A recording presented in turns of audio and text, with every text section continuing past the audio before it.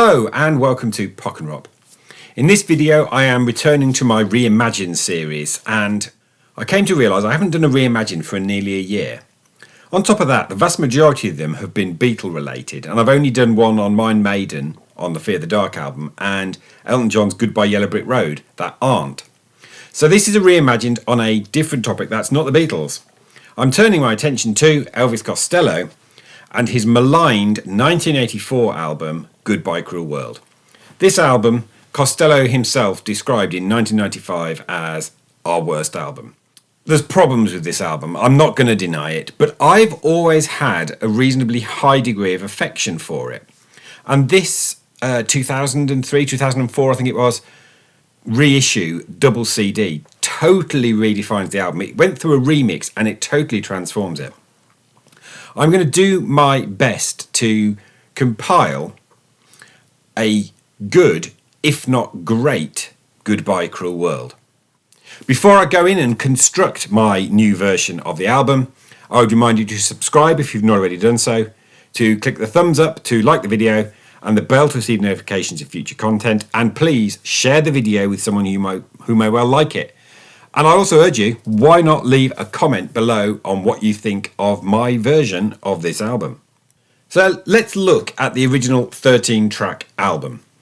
It kicks off with The Only Flame in Town, which is a high production number by Clive Langer and Alan Winstanley, and features Daryl Hall on guest vocals.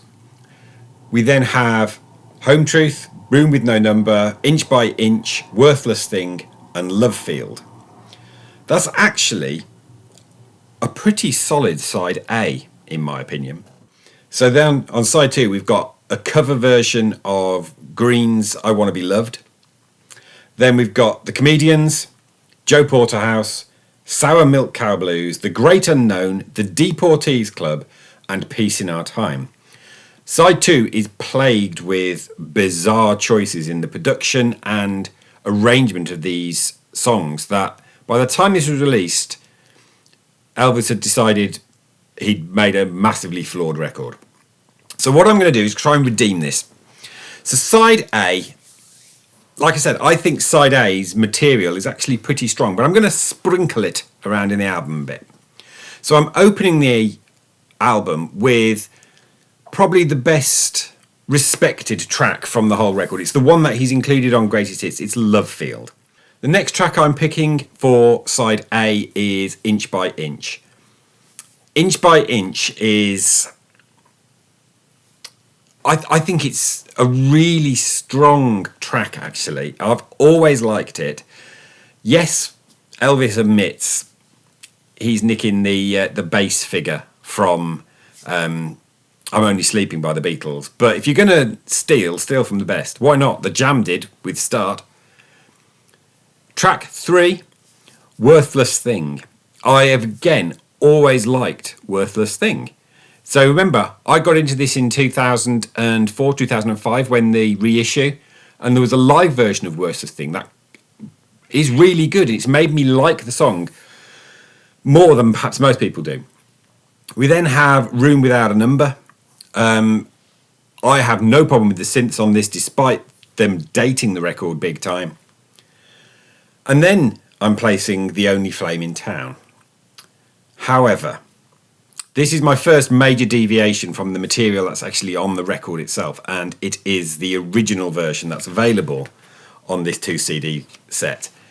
It puts it into a 6/8 time, slows it down, takes out all of the production that detracted from the melancholia that is in the song, and restores it to what it was. And we're going to be doing a bit of that. And then finally, to close out side 1, the album closer, Peace in Our Time. Now, I don't think this was a good way to end his record. It is a downbeat track, but I'm okay with it as a closer, but on side 1. So before I look at side 2, the rundown of side 1. Love Field, Inch by Inch, Worthless Thing, Room Without a Number, Only Flame in Town original version, and Peace in Our Time. And that adds up to just over 20 minutes. That is, for me, really quite solid side of vinyl.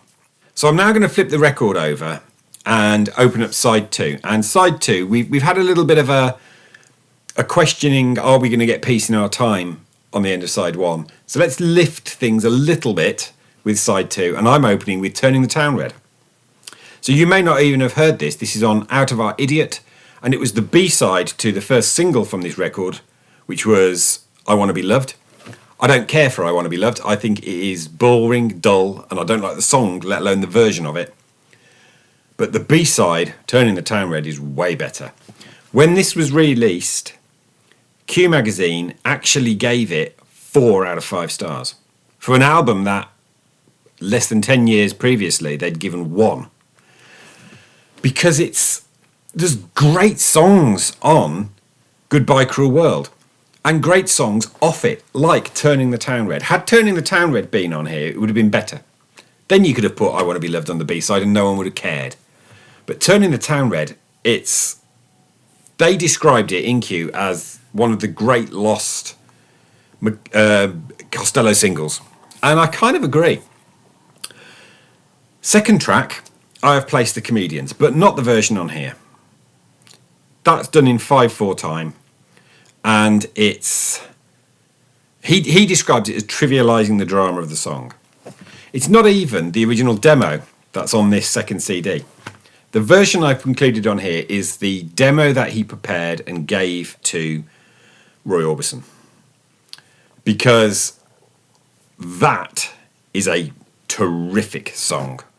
Moving on to the third track on side 2, and on this one here, I've placed what I think is the highlight of the original side 2. A song I wouldn't change. I wouldn't replace it with the demo version. It's Joe Porterhouse. What appears to be the story of the death of a strong man. But it's got a darker underbelly than that. And I love the direction the melodies take on Joe Porterhouse. I enjoy the lyrics. I often find myself singing bits of it to myself. And yet this is from his worst album. On the worst side of his worst album. No, Joe Porterhouse is great. It's no longer the shining star on side 2 because of the conclusion of the rewritten Comedians, but it is close to it. Track 4 is another song that eventually he went back to either the demo or rewrote, and it's Deportee. So on the album, Deportee's Club, it's pretty ropey. But he revisited that to give to Christy Moore. And so there is a demo version of Deportee that turns it back into the ballad it should have been and makes the song so much better. And we're now on the 4th track, and I'm thoroughly enjoying these songs. Track 5, I have placed Home Truth. This was originally on side 1. Like I said, I think everything on side 1 of the original album is making its way on. Great song. I really enjoy it. At number 6 is another B-side. Now, Costello has never been a stranger to including cover versions on his albums. And he had a cover on this one. It was just happened to be I Want to Be Loved. It's got a cover on my new version. Withered and Died. This was released as the B-side to Peace in Our Time, which was an attempt to do another imposter single. But man, this is a great cover of a great song. I actually prefer Costello's version to Linda and Richard Thompson's version, because it was my first discovery of anything by Richard Thompson was his cover of Withered and Died. And on the 1995 reissue of Goodbye Cruel World, this was almost a hidden track. It wasn't even listed. And when I heard it, it opened up the possibilities of Richard Thompson to me. He actually apparently even considered asking Richard Thompson to play on this record because that was the mood he was going for. You should have included Withered and Died on the record, and it would have instantly elevated it. And despite what I've just said about the Comedians and Joe Porterhouse, Withered and Died would have been the best track on side 2, because it is such a good song, even if he didn't write it. And I'm now going to conclude the record with the 7th track on side 2, which is The Great Unknown. I like the way that this song ends and leaves it hanging without it being that downer that Peace in Our Time is. So there it is, side 2. Turning the Town Red, The Comedians, Joe Porterhouse, Deportee, Home Truth, Withered and Died, and The Great Unknown. That, to me, gives a 43-minute album, I believe, of really high quality. I mean, it's not Imperial Bedroom quality, because few things are, but it is comfortably better than Punch the Clock, which I really don't like very much anyway, and I think the original album is better than Punch the Clock. But it's probably, for me, better than Blood and Chocolate, possibly better than Trust. So that concludes my reimagined of Goodbye Cruel World. It is ever so slightly more cheerful, so I'm going to call it Hello Cruel World. Please let me know in the comments below, if you're a Costello fan, what you think of this. Could that have redeemed how you feel about Goodbye Cruel World? Before I go, I'd remind you to subscribe, like, hit the bell, share, and maybe leave a comment. But until next time, thanks for watching.